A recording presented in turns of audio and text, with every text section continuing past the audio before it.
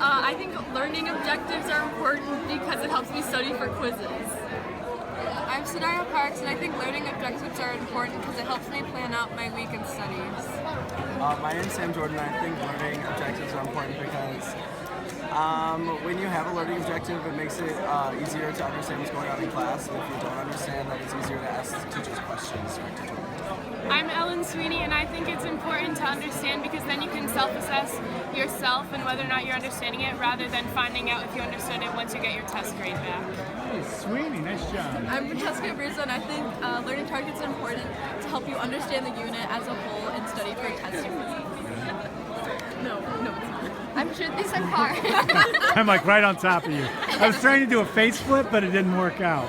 And I think learning targets are important because it helps you understand what you're supposed to get through in that class period. You guys rock. Thank you very much.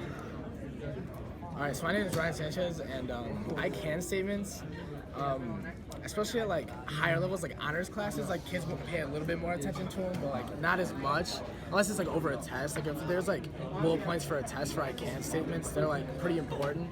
But like for regular ed classes, they're like not as like hard classes, I guess. I can statements are usually like totally like disregarded, and like a lot of people don't pay attention to them. And yeah, that's my view on I can statements.